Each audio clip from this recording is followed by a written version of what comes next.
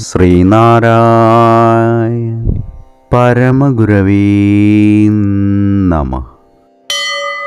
സുപ്രഭാതം.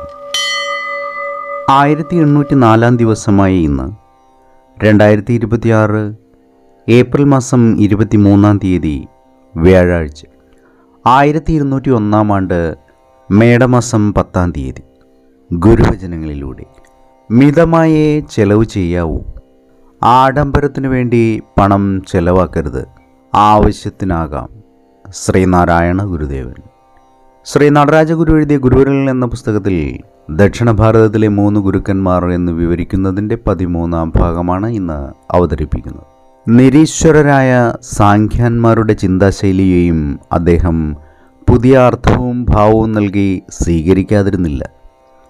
ഭാരതത്തിലെ പുരാതന ഭൗതികവാദികളും സുഖൈഷികളുമായ ചാർവാകന്മാരുടെ ചിന്തയിലെ ചില അംശങ്ങളെപ്പോലും നിസ്സംഗതയുടെ ഛായ നൽകി അദ്ദേഹം സ്വീകരിച്ചു.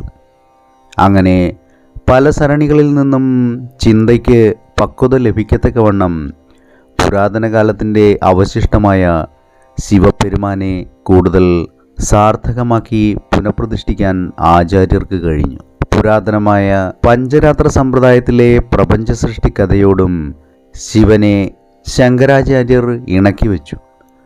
പ്രപഞ്ച സൃഷ്ടിക്കാലത്ത് നാരത്തിൽ അയനം ചെയ്യുകയായിരുന്ന നാരായണന് പ്രിയപ്പെട്ടവൻ എന്ന് ശിവനെ ആചാര്യർ ശിവനാമാവല്യഷ്ടകത്തിൽ സംബോധന ചെയ്തിട്ടുമുണ്ട്. ആദിപുരുഷനായും യോഗിയായും തപസ്യായും നടരാജനായും ശിവനെ അദ്ദേഹം അവതരിപ്പിച്ചു.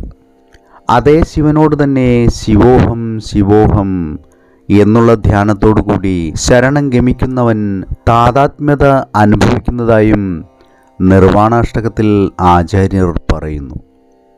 ഏവർക്കും നന്മ നിറഞ്ഞൊരു സുദിനമായിരിക്കട്ടെ എന്ന് ആശംസിച്ചുകൊണ്ട് നിർത്തുന്നു. നന്ദി, നമസ്കാരം. ഗുരുധർമ്മം ജയിക്കട്ടെ.